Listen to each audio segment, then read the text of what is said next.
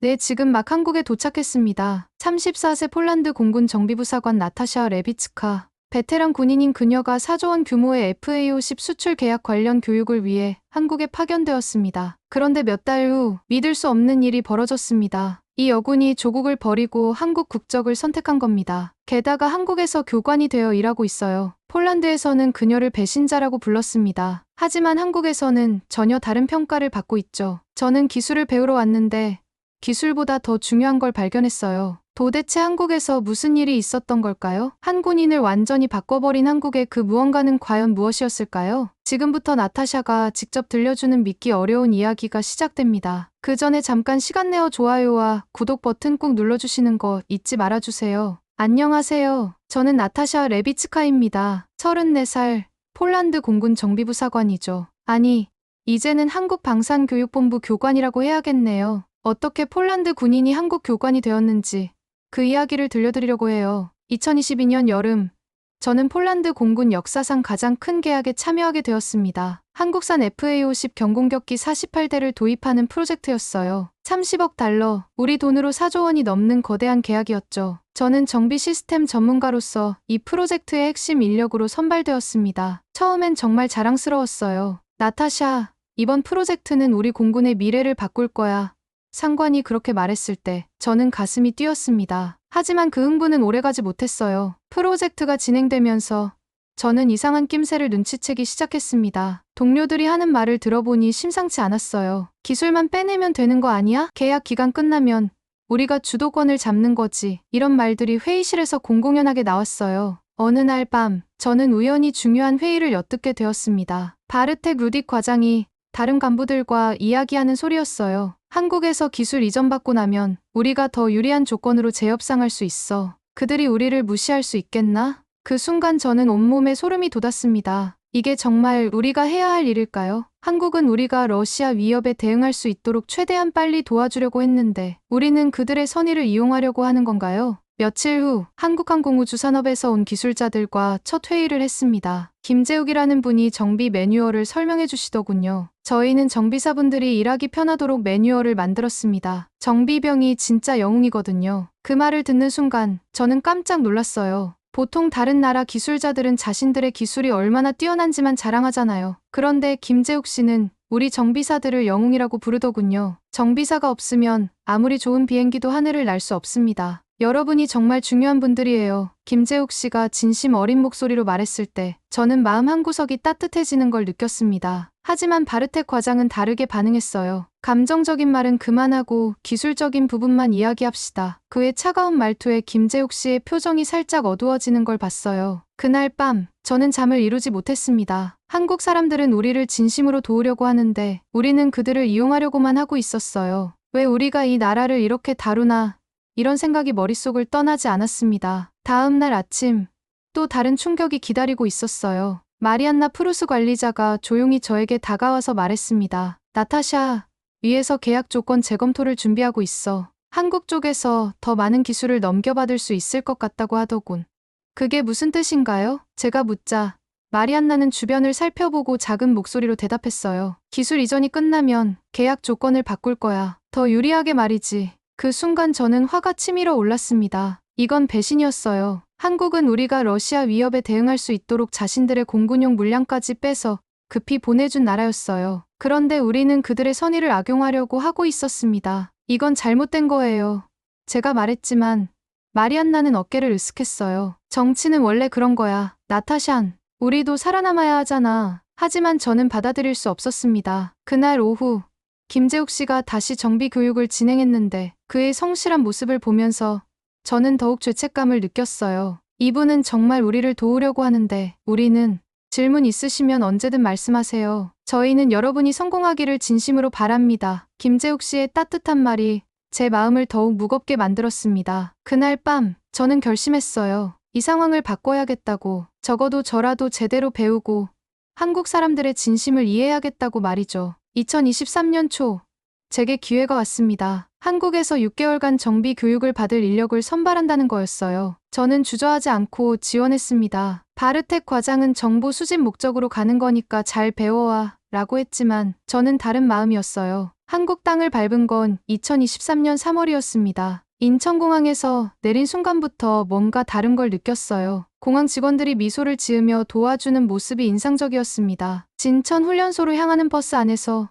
저는 창밖 풍경을 바라봤어요. 깔끔하게 정리된 도로, 질서정연한 건물들. 폴란드와는 확실히 다른 느낌이었습니다. 진천에 도착한 첫날은 정말 추웠어요. 한국의 3월은 아직 겨울 같더군요. 저는 얇은 재킷만 입고 왔는데 바람이 뼛속까지 파고드는 것 같았어요. 교육장으로 향하던 중 윤소희라는 한국 여군이 저를 보더니 깜짝 놀라며 다가왔습니다. 언니, 너무 춥지 않아요? 이런 날씨에 그 옷으로는. 그때 김재욱 교관이 나타났어요. 저를 보자마자 자신의 재킷을 벗어서 제게 건네더군요. 이거 입으세요. 감기 걸리면 안 되니까요. 아니에요.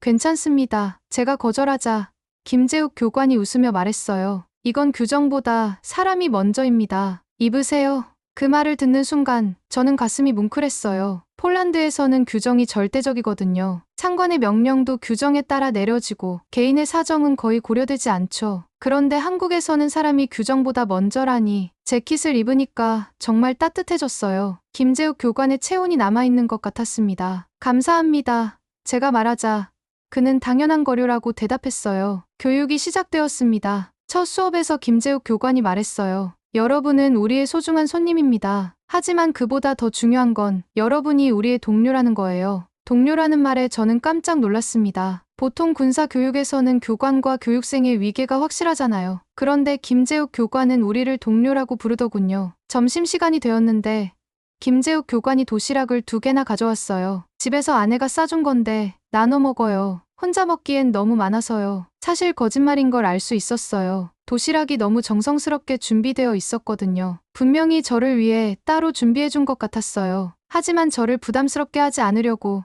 그렇게 말한 거겠죠. 김치찌개 좋아하세요? 한국 음식 처음 드셔보시는 거죠? 김재욱 교관이 물었어요. 저는 고개를 끄덕였습니다. 첫 입에는 매웠지만 자꾸 먹다 보니 중독되는 맛이었어요. 어때요? 윤소희가 기대에 찬 목소리로 물었습니다. 맛있어요. 정말 맛있어요. 제가 대답하자 두 사람 모두 활짝 웃었어요. 마치 자신의 일처럼 기뻐하더군요. 오후에는 실습 교육이 있었어요. FA50의 엔진 정비 과정을 직접 배우는 시간이었습니다. 저는 이론으로만 알고 있던 부분들을 실제로 만져볼 수 있어서 신이 났어요. 그런데 제가 실수를 하나 했어요. 볼트를 너무 세게 조여서 나사산이 살짝 망가진 거예요. 폴란드에서라면 큰 질책을 받았을 텐데 김재욱 교관은 다르게 반응했습니다. 괜찮아요. 처음에는 다들 그래요. 힘 조절이 어려운 부분이거든요. 그리고는 직접 보여주면서 설명해 주었어요. 이렇게 천천히 부드럽게 조이면 돼요. 급할 것 없어요. 그날 밤 야간 훈련이 있었어요. 어둠 속에서 정비 작업을 하는 훈련이었는데 한 교육생이 넘어져서 발목을 다쳤어요. 폴란드에서라면 훈련은 계속 진행하라고 했을 텐데 김재욱 교관은 즉시 훈련을 중단했습니다. 훈련보다 사람이 먼저예요. 다친 동료를 내버려 두고 훈련할 수는 없죠. 그리고는 다친 교육생을 의무실로 데려가고 다른 교육생들도 모두 함께 기다리게 했어요. 그때 저는 정말 충격을 받았어요. 효율성과 성과를 중시하는 군대에서 한 사람을 위해 전체 일정을 바꾸다니 이런 교육 문화는 처음 경험해봤거든요. 의무실에서 돌아온 김재욱 교관이 말했어요. 다행히 큰 부상은 아니래요. 내일부터 다시 함께 할 수 있을 거예요. 그의 얼굴에는 진심 어린 안도감이 배어 있었습니다. 그날 밤 기숙사에서 잠들기 전에 저는 생각했어요. 이게 바로 김재욱 교관이 말했던 사람이 먼저라는 철학인가 보다. 규정이나 성과보다 사람을 우선시하는 문화. 이건 단순히 친절한 게 아니라 완전히 다른 가치관이었어요. 처음으로 저는 사람 대 사람의 따뜻함을 느끼기 시작했습니다. 이전까지 저에게 군대는 차가운 조직이었거든요. 하지만 한국에서는 달랐어요.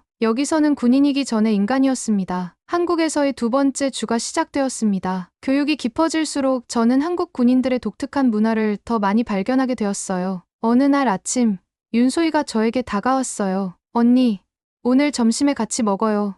언니라는 호칭이 처음엔 어색했지만 이제는 친근하게 들렸습니다. 언니라고 부르는 이유가 뭐예요? 제가 물어보니 윤소희가 웃으며 대답했어요. 나이가 많으시잖아요. 한국에서는 나이 많은 여성을 언니라고 불러요. 존경의 표현이에요. 존경의 표현이라니. 폴란드에서는 계급이 모든 걸 결정하는데 한국에서는 나이도 중요한 요소구나 싶었어요. 하지만 이상한 건 그 존경이 형식적이지 않고 진짜 따뜻하게 느껴진다는 거였어요. 그날 오후 엔진 점검 실습 중에 작은 문제가 발생했어요. 센서에서 이상 신호가 나온 거였어요. 별것 아닌 고장이었지만 한국 엔지니어들의 반응이 인상적이었어요. 모든 분들, 오늘 이 문제 해결할 때까지 함께해요.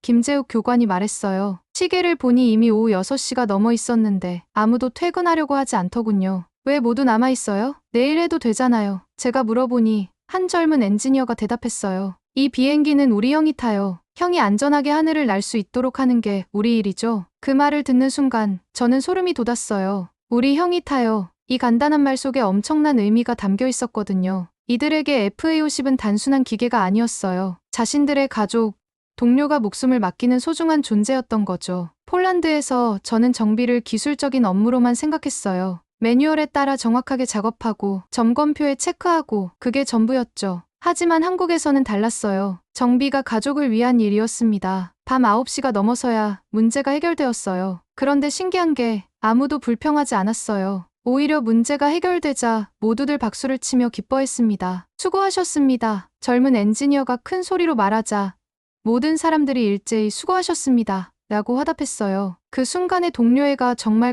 감동적이었습니다. 다음 날 저는 또 다른 놀라운 광경을 목격했어요. 한 정비사가 부품 하나하나에 손글씨로 메모를 적어 붙이고 있는 거였어요. 뭘 쓰고 계세요? 제가 물어보니 그 정비사가 보여주었어요. 주의하세요. 이 부품은 조금 예민합니다. 여기 볼트는 시계 방향으로 3바퀴만, 이런 세세한 주의사항들이 적혀 있었어요. 매뉴얼에 다 나와 있는데 왜 따로 적어요? 제가 궁금해하자 그 정비사가 웃으며 말했어요. 매뉴얼은 일반적인 내용이죠. 하지만 각 기체마다 미묘한 차이가 있어요. 그런 걸 놓치면 안 되거든요. 정말 놀라웠어요. 이 정도의 섬세함은 어디서 나오는 걸까요? 그 정비사에게 물어보니 이런 대답이 돌아왔어요. 조종사들이 우리를 믿고 하늘에 올라가잖아요. 그 믿음을 저버릴 수는 없죠. 그날 저녁, 윤소희가 저를 찾아왔어요. 언니, 내일이 주말인데 우리 동료들이랑 캠핑 갈 건데 같이 가실래요? 캠핑이라니 처음 들어보는 제안이었어요. 폴란드에서는 동료들과 개인적인 시간을 보내는 일이 거의 없거든요. 괜찮을까요? 저는 외국인인데 외국인이 뭐예요? 언니도 우리 가족 같은데. 윤소희의 말에 저는 깜짝 놀랐어요. 가족 같다니 고작 2주밖에 알지 못한 사이인데? 주말 캠핑은 정말 특별한 경험이었어요. 한강변의 캠핑장에서 텐트를 치고 바비큐를 해 먹었습니다. 김치찌개도 끓여주더군요. 그리고 막걸리라는 한국 전통술도 마셔봤어요. 건배, 모두들 막걸리 잔을 들고 외쳤어요. 언니도 이제 한국 사람 다 됐어요. 윤소희가 웃으며 말했습니다. 그날 밤, 모닥불 앞에서 한 선배가 기타를 치며 노래를 불렀어요. 한국어라 가사는 모르겠지만 멜로디가 정말 아름다웠습니다. 그 순간 저는 이상한 기분을 느꼈어요. 마치 정말로 이들의 가족이 된 것 같은 느낌이었어요. 언니, 한국이 어때요? 윤소희가 물었어요. 저는 잠시 생각해보고 대답했습니다. 처음에는 이해할 수 없었어요. 왜 이렇게 서로를 챙기는지, 왜 이렇게 친절한지. 하지만 이제 조금 알 것 같아요. 뭘 알겠다는 거예요? 여기서는 일보다 사람이 먼저라는 거려. 기술보다 신뢰가 먼저라는 거려. 윤소희가 활짝 웃었어요. 언니가 진짜 한국 사람이네요. 그날 밤 텐트 안에서 잠들기 전에 저는 생각했어요. 폴란드에서는 동료 관계가 업무적이었어요. 서로 도움을 주고받지만 그건 업무의 효율성 때문이었죠. 하지만 한국에서는 달랐어요. 진짜 가족처럼 서로를 아끼고 걱정해 주었습니다. 이게 바로 김재욱 교관이 말했던 정비사가 영웅이라는 말의 의미인 것 같았어요. 영웅이란 단순히 뛰어난 기술을 가진 사람이 아니라 동료를 위해 자신을 희생할 수 있는 사람이었어요. 한국에서의 한 달이 지나갔습니다. 교육은 순조롭게 진행되었고 저는 점점 더 한국의 문화에 빠져들고 있었어요. 어느 날 오후 특별한 일이 있었습니다. 김재욱 교관이 저를 따로 불러서 말했어요. 나타샤 씨, 오늘 저희가 야근을 해야 하는데 혹시 시간 되시면 함께 하실래요? 무슨 일이세요? 제가 물어보니 김재욱 교관이 설명해 주었어요. 새로운 부품의 성능 테스트가 있어요. 폴란드에서 사용하실 때 도움이 될 거예요. 사실 의무는 아니었어요. 저는 교육생이었고 야근까지 할 필요는 없었거든요. 하지만 거절할 수 없었어요. 김재욱 교관의 진심 어린 제안을 느낄 수 있었거든요. 야근이 시작되었어요. 오후 6시부터 밤 11시까지 우리는 새로운 항공전자 시스템을 점검했습니다. 복잡한 작업이었지만 함께 하니까 지루하지 않았어요. 밤 9시쯤 김재욱 교관이 따뜻한 차를 가져왔어요. 유자차예요. 한국의 전통차죠. 드셔보세요. 유자차를 마시는 순간 온몸이 따뜻해졌어요. 달콤하면서도 상큼한 맛이 피로를 날려주는 것 같았습니다. 정말 맛있어요. 이런 차는 처음 마셔봐요. 집에서 아내가 끓여준 거예요. 야근할 때마다 챙겨주거든요. 김재욱 교관이 웃으며 말했어요. 그런데 이상했어요. 유자차가 아직 뜨거웠거든요. 분명히 저를 위해 새로 끓여온 것 같았어요. 김 교관님, 왜 이렇게 저에게 잘해주세요? 제가 솔직하게 물어봤어요. 김재욱 교관이 잠시 생각하더니 대답했습니다. 기술은 종이 위에 있지만 신뢰는 마음 위에 있거든요. 저희가 나타샤 씨를 잘 대해드리는 건 예의가 아니에요. 진심이에요. 그 말을 듣는 순간 저는 가슴이 뭉클해졌어요. 신뢰는 마음 위에 있다. 이런 말을 해주는 사람을 만나본 게 언제였을까요? 야근을 마치고 기숙사로 돌아가는 길에 저는 문득 폴란드가 생각났어요. 바르텍 과장은 지금 뭘 하고 있을까? 아마 한국의 기술을 어떻게 빼낼지 계획하고 있겠죠. 그날 밤 폴란드에서 전화가 왔어요. 바르텍 과장이었습니다. 나타샤, 어떻게 지내나? 정보 수집은 잘 되고 있고? 네, 잘 배우고 있습니다. 저는 대답했지만 마음이 무거웠어요. 좋아. 그런데 위에서 지시가 내려왔어. 기술 이전이 끝나면 계약 조건을 재협상할 예정이야. 한국 쪽에서 더 많은 혜택을 받아낼 수 있을 것 같다고 하더군. 그게 맞는 일인가요? 제가 조심스럽게 물어보니 바르텍 과장이 단호하게 대답했어요. 나타샤, 감정에 휘둘리지 마. 우리도 살아남아야 해. 전화를 끊고 나서 저는 한참을 멍하니 앉아 있었어요. 살아남는다는 게 이런 건가요? 선의를 악용하는 게 살아남는 거라고요. 다음 날 교육 시간에 김재욱 교관이 특별한 이야기를 해주었어요. 여러분, 오늘은 정비의 진짜 의미에 대해 이야기해보죠. 정비는 단순한 기술적 작업이 아닙니다. 조종사의 생명을 책임지는 일이죠. 그리고 더 나아가서 조종사가 지켜야 할 사람들의 생명까지 책임지는 일이에요. 김재욱 교관이 계속 말했어요. 저희가 여러분께 기술을 전수하는 이유는 간단합니다. 여러분이 더 안전하게, 더 효과적으로 일할 수 있도록 돕고 싶어서예요. 이게 바로 진정한 협력이죠. 진정한 협력. 그 말이 제 가슴을 찔렀어요. 한국은 우리와 진정한 협력을 하려고 하는데 우리는 일방적으로 이용하려고만 하고 있었어요. 그날 오후 윤소희가 저에게 다가왔어요. 언니, 왜 이렇게 표정이 어두워요? 무슨 일 있어요? 아니에요. 괜찮아요. 저는 애써 웃으며 대답했지만 윤소희는 눈치챘나 봐요. 언니, 우리 저녁에 맛있는 거 먹으러 가요. 한국 음식 더 소개해드릴게요. 그날 저녁 윤소희는 저를 한국 전통 식당으로 데려갔어요. 삼겹살이라는 음식을 먹었는데 정말 맛있었습니다. 하지만 더 인상적인 건 윤소희의 배려였어요. 언니, 폴란드가 그리워요? 윤소희가 물었어요. 가끔요. 하지만 이상해요. 한국이 더 편한 것 같아요. 제가 솔직하게 말하자 윤소희가 웃었어요. 그럼 한국에 계속 있으면 되잖아요. 그럴 수 있을까요? 제가 반문하자 윤소희가 진지하게 대답했어요. 왜 안 돼요? 언니는 이미 우리 가족이에요. 가족이라는 말을 또 들으니 저는 정말 울컥했어요. 폴란드에서는 가족도 이렇게 따뜻하게 대해주지 않는데 한국에서는 한 달 만에 가족이 되어버렸어요. 그날 밤 기숙사에서 폴란드 소식을 확인했어요. 뉴스를 보니 정부에서 한국과의 계약에 대해 재검토를 진행한다는 기사가 나와 있었어요. 제 마음이 더욱 무거워졌습니다. 한국 사람들은 우리를 진심으로 도우려고 하는데 우리는 그들을 배신하려고 하고 있었어요. 이게 정말 옳은 일일까요? 그날 밤 저는 처음으로 심각하게 생각해봤어요. 과연 저는 어느 편에 서야 할까요? 조국 폴란드, 아니면 진심으로 저를 대해주는 한국? 한국 연수 3개월째에 접어들었을 때 제게는 큰 갈등이 시작되었습니다. 폴란드에서 계속 연락이 오고 있었고 한국에서는 점점 더 깊은 관계를 맺고 있었거든요. 어느 날 아침 마리안나 프루스에게서 이메일이 왔어요. 나타샤, 계약 재협상 관련 자료가 필요해. 한국의 기술 수준이나 협상 여지에 대한 정보를 정리해서 보내줘. 그 이메일을 읽는 순간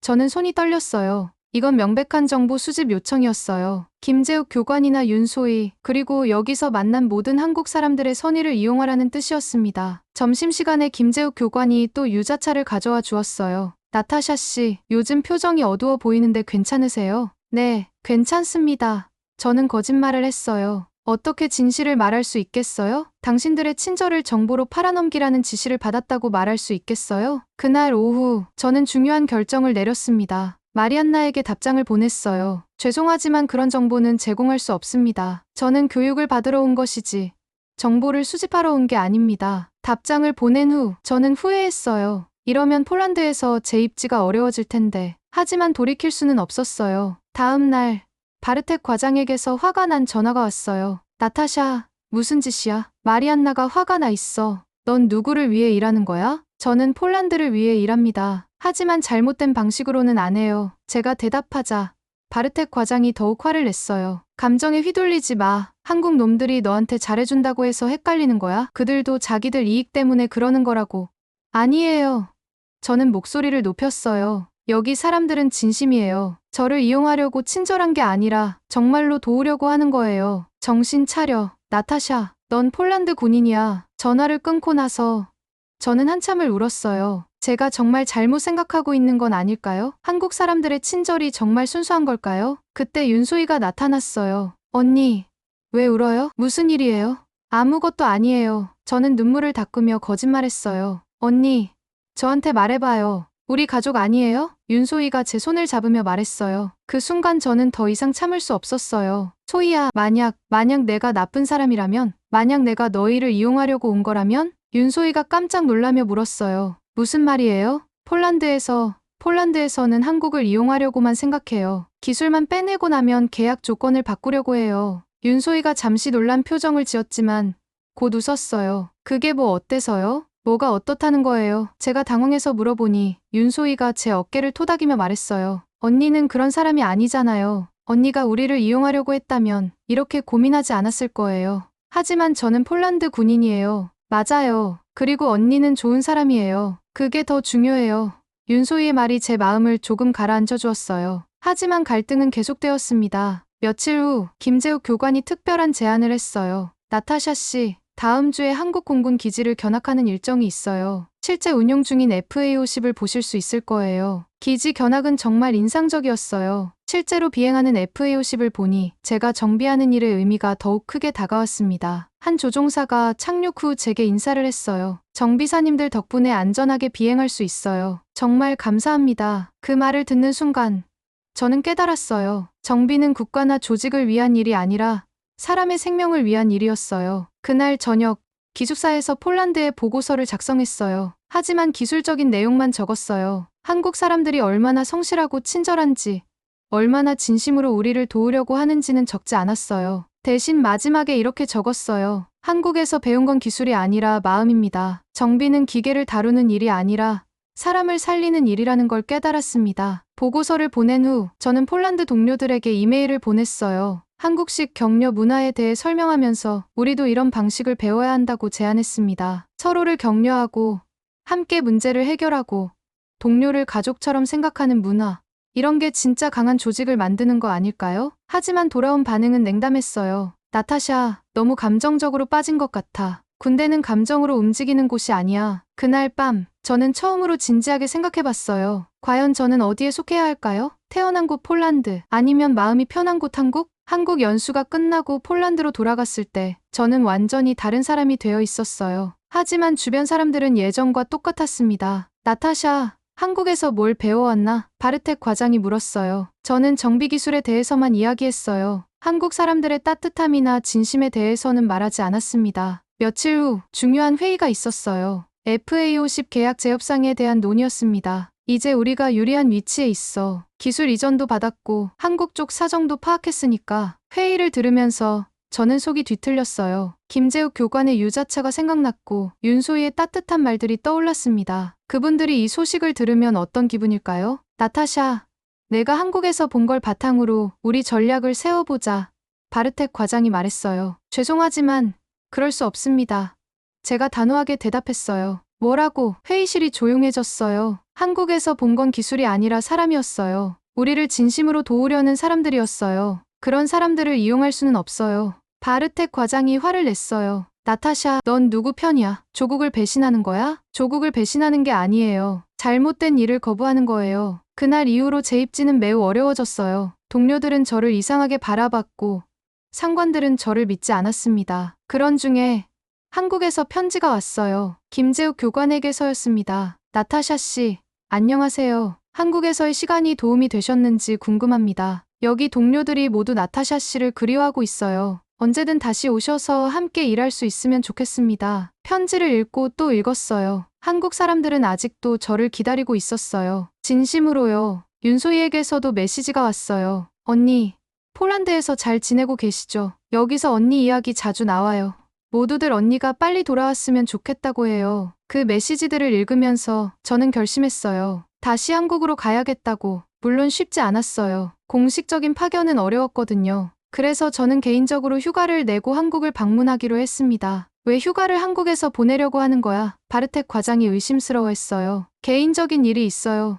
저는 거짓말을 했어요. 사실은 김재욱 교관이 제안해준 단기 연수 프로그램에 참여하고 싶었거든요. 2024년 여름, 저는 자비로 한국행 비행기에 올랐어요. 인천공항에 내렸을 때의 그 기분은 정말 특별했어요. 마치 집에 돌아온 것 같았습니다. 김재욱 교관이 공항에 마중 나와 주었어요. 나타샤 씨, 정말 오신 거예요. 믿을 수가 없네요. 저도 믿을 수 없어요. 제가 여기 있다는 게, 저는 웃으며 대답했어요. 진천으로 가는 길에 김재욱 교관이 말했어요. 나타샤 씨가 없는 동안 여기서 계속 나타샤 씨 이야기가 나왔어요. 정말 열심히 배우시는 모습이 인상적이었거든요. 저도 여기가 그리웠어요. 정말 많이요. 진천에 도착해서 놀란 건 제가 교육했던 교육생이 이제 교관이 되어 있다는 거였어요. 이은지라는 분이었는데 저를 보자마자 달려와서 인사했어요. 선배님, 정말 오셨네요.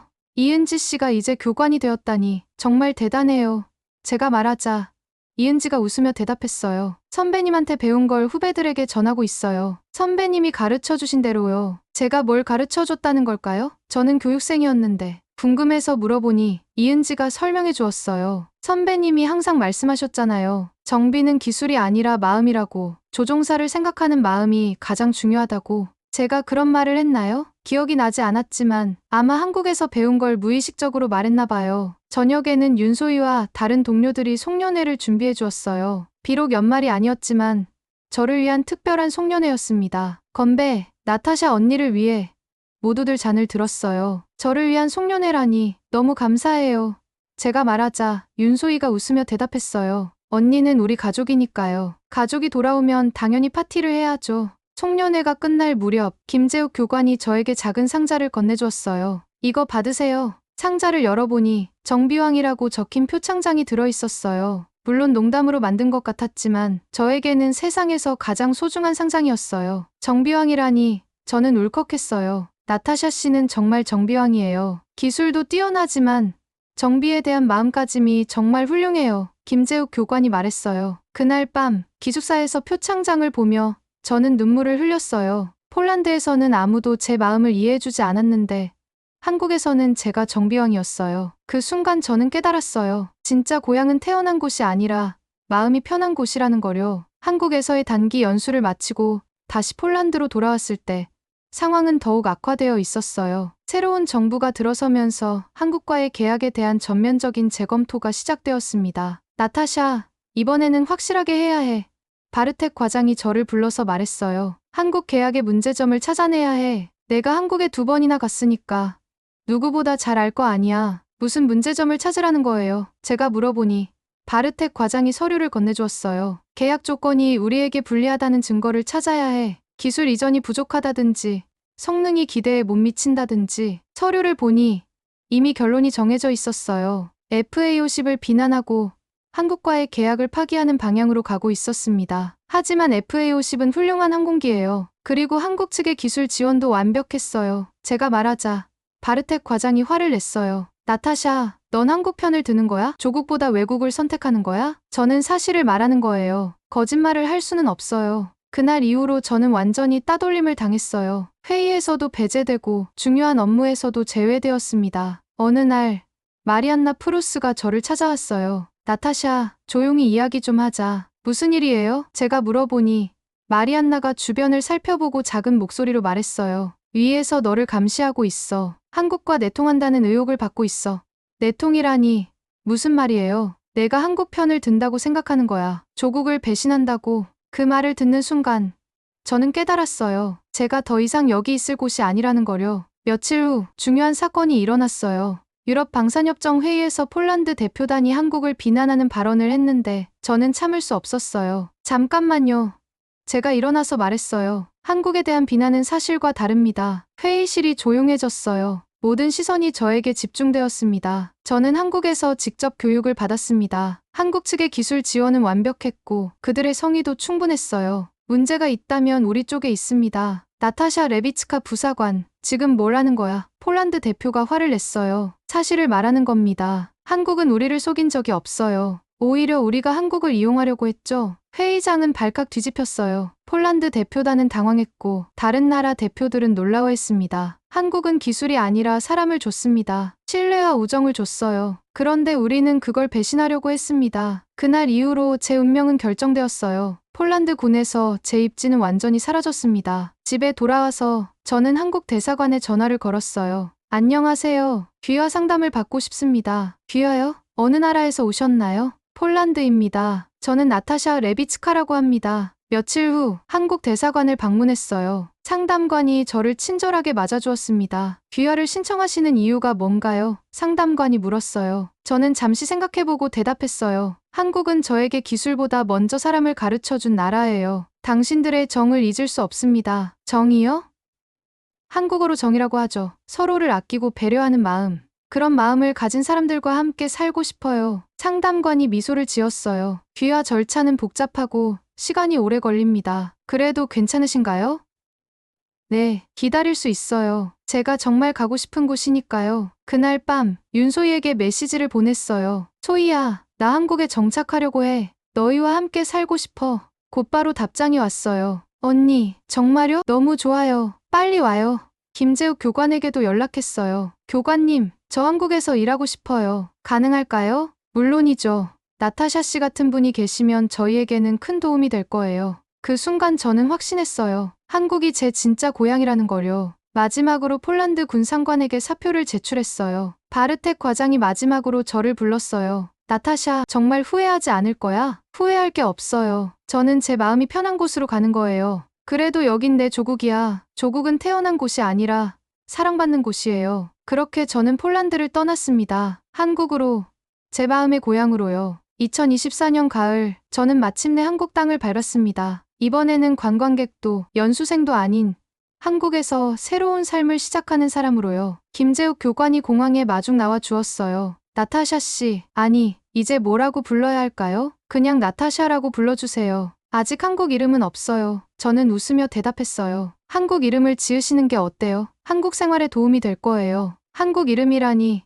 생각해본 적이 없었어요. 어떤 이름이 좋을까요? 나타샤와 비슷한 소리로 나타정은 어때요? 정은 한국어로 사랑이라는 뜻이에요. 나타정, 정말 좋은 이름이었어요. 나타정, 좋아요. 앞으로 저는 나타정입니다. 한국방산교육본부의 교관으로 부임하는 첫날, 정은기 행정담당이 저를 안내해 주었어요. 나타정 교관님, 환영합니다. 여긴 가족이 먼저예요. 또 가족이라는 말이 나왔어요. 한국에서는 정말 이 말을 자주 하더군요. 하지만 이제 저는 그 의미를 알아요. 진짜 가족처럼 서로를 아끼고 보살핀다는 뜻이죠. 첫 수업을 하는 날, 저는 떨렸어요. 한국어로 수업을 하는 건 처음이었거든요. 교실에 들어가니 젊은 정비병들이 저를 바라보고 있었어요. 안녕하세요. 저는 나타정 교관입니다. 폴란드에서 왔어요. 외국인 교관이세요? 한 교육생이 물었어요. 이제는 한국 사람이에요. 여러분과 같은 한국 사람입니다. 수업을 시작하면서 저는 제가 한국에서 배운 가장 중요한 것을 가르쳐주고 싶었어요. 여러분, 오늘 첫 수업에서 가장 중요한 말을 해드릴게요. 이건 무기 정비가 아니라 생명보호입니다. 교육생들이 집중해서 들었어요. 여러분이 정비하는 항공기에는 조종사가 탑니다. 그 조종사는 누군가의 아들이고 남편이고 아버지예요. 여러분의 손길 하나하나가 그 사람의 생명을 좌우합니다. 한 교육생이 손을 들었어요. 교관님, 그럼 정비할 때 가장 중요한 게 뭔가요? 기술도 중요하지만 마음이 더 중요해요. 조종사를 생각하는 마음, 동료를 아끼는 마음. 그런 마음이 진짜 기술이에요. 수업이 끝나고 교육생들이 하나둘 다가왔어요. 교관님, 외국에서 오셨는데 한국어 정말 잘하시네요. 고맙습니다. 하지만 제가 한국어를 배운 이유는 기술 때문이 아니에요. 한국 사람들의 마음을 이해하고 싶어서였어요. 그날 저녁, 윤소희가 저를 찾아왔어요. 이제 윤소희도 선임 교관이 되어 있었어요. 언니, 아니 나타정 교관님, 정말 한국 교관이 되셨네요. 소희야, 고마워. 내가 없었다면 여기까지 오지 못했을 거야. 언니가 여기 있으니까 정말 좋아요. 우리 진짜 가족이 된 거네요. 며칠 후, 저는 제 교관 명찰을 받았어요. 나타정 교관이라고 적힌 명찰을 보니 감회가 새로웠어요. 그런데 저는 명찰 아래에 작은 손글씨로 메모를 적었어요. 신뢰도 기술입니다. 그리고 정은 그 기술의 연료입니다. 교육생들이 그 글씨를 보고 물어봤어요. 교관님, 이게 무슨 뜻이에요? 신뢰는 하루아침에 만들어지지 않아요. 매일매일 쌓아가는 거죠. 그리고 그 신뢰를 쌓는 힘이 바로 정이에요. 정이 뭐예요? 서로를 아끼는 마음이에요. 동료를 가족처럼 생각하는 마음. 그런 마음이 있으면 자연스럽게 신뢰가 쌓여요. 어느 날 새로운 교육생들이 들어왔어요. 저는 정비실에서 유자차를 끓이며 그들을 기다렸습니다. 김재욱 교관이 해주었던 것처럼요. 교관님, 무슨 차예요? 한 교육생이 물었어요. 유자차예요.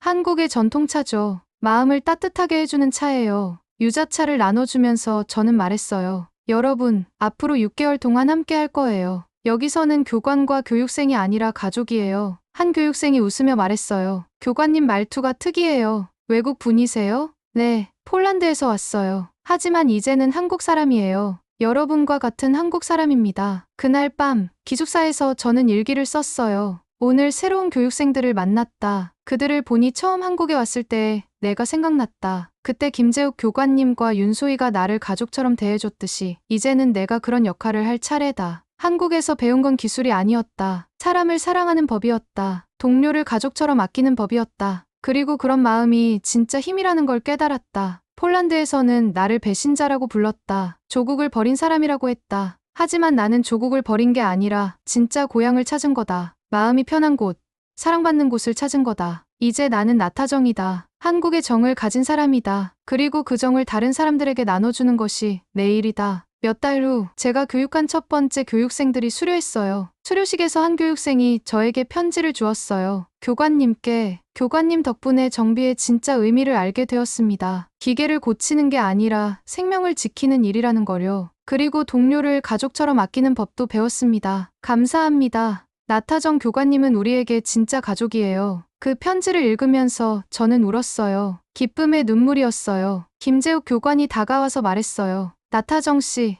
정말 훌륭한 교관이 되셨네요. 교관님 덕분이에요. 교관님이 저에게 가르쳐 주신 걸 전하고 있을 뿐이에요. 아니에요. 나타정 씨만의 특별한 것이 있어요. 뭔가요? 진심이에요. 진짜 사랑하는 마음이요. 그날 저녁, 정비실에서 혼자 유자차를 끓이며 저는 생각했어요. 저는 이제 진짜 한국 사람이 되었구나. 한국의 정을 가진 사람이 되었구나. 창밖으로 보이는 한국의 하늘이 정말 아름다웠어요. 제가 사랑하는 나라, 제 마음의 고향이 하늘이었습니다. 이제 저는 나타정입니다. 정의 편에 선 사람, 사랑의 편에 선 사람이에요. 그리고 그 사랑을 다른 사람들에게 나눠주는 것이 제 인생의 목표입니다. 한국이 저에게 준 가장 큰 선물은 기술이 아니었어요. 바로 정이었습니다. 그리고 이제 저는 그 정을 다른 사람들에게 전하는 사람이 되었어요.